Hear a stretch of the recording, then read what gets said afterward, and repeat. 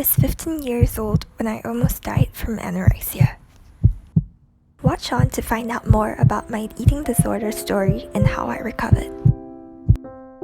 I woke up at night feeling my heart thumping and pain in my chest.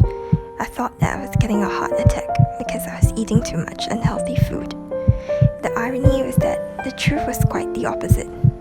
I was eating so little that I was malnourished and my heart was failing.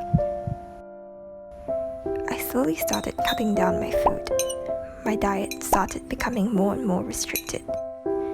I avoided unhealthy fear foods like oily, greasy fried chicken, rich and decadent chocolate cakes, sweet and creamy ice cream, and ate only healthy foods like green salads without dressing, fruits and vegetables, and plain water. I was cold and tired all the time. When I sat in school inside the air-conditioned lecture theatre, I shivered uncontrollably, goosebumps forming on my skin, and my fingers turning frozen and blue. My teachers at school soon noticed that I was becoming thinner and thinner. In my eyes, I hated my stomach, which wasn't as lean and toned as the fitness influencers with abs on Instagram. I hated my legs and thighs, which were fat and flabby and nowhere as long and slender as the gorgeous models I saw in magazines and media. I hated myself.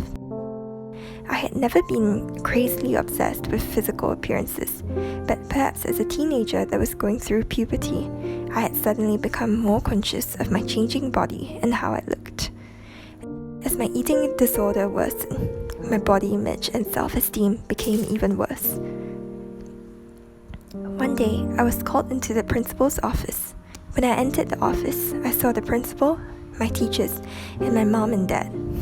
My teachers said that I was to immediately go to the hospital for a checkup. My parents brought me to the hospital, and as I sat in the A&E, thoughts raced in my mind. This is ridiculous, I scoffed. I'm not sick.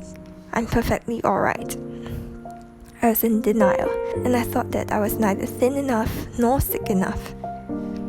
Little did I know, I was hospitalized immediately.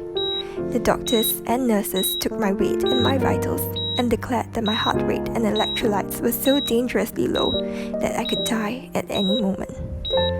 I was diagnosed with anorexia nervosa and placed in inpatient care.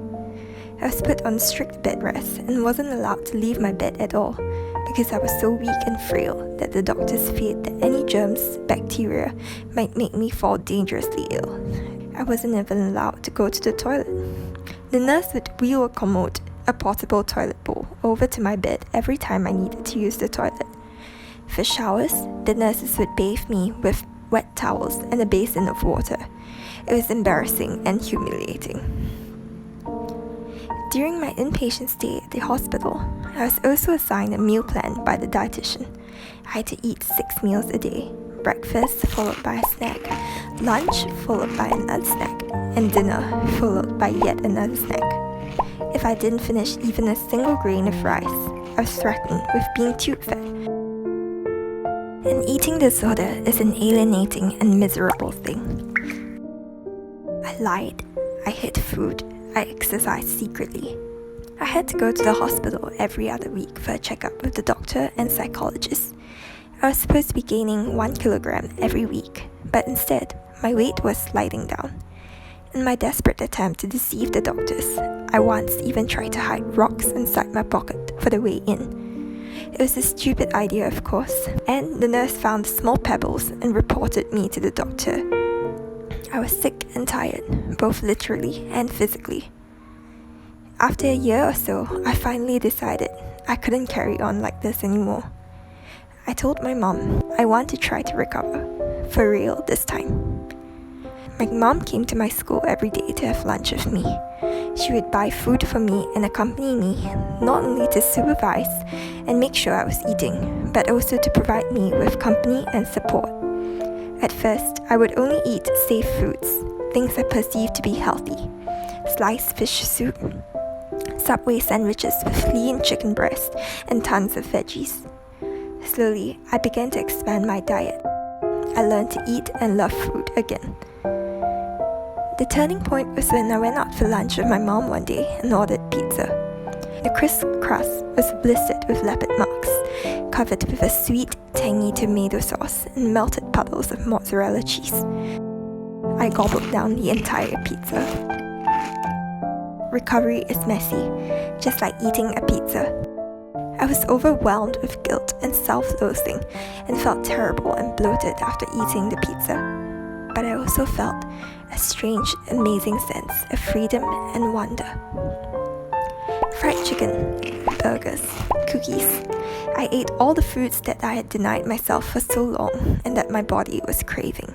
It was a revelation. Ultimately, I realized that the best diet was no diet at all. The healthiest, balanced diet was to be able to eat anything and everything I wanted. Today, I'm 21 years old.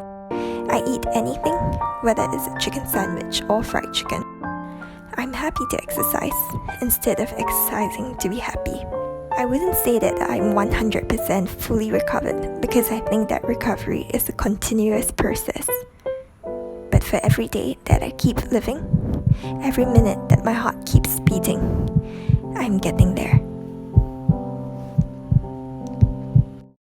Thanks for watching. If this video helped you, don't forget to like and subscribe to my channel for more helpful content each week. Remember, live life and love cookies.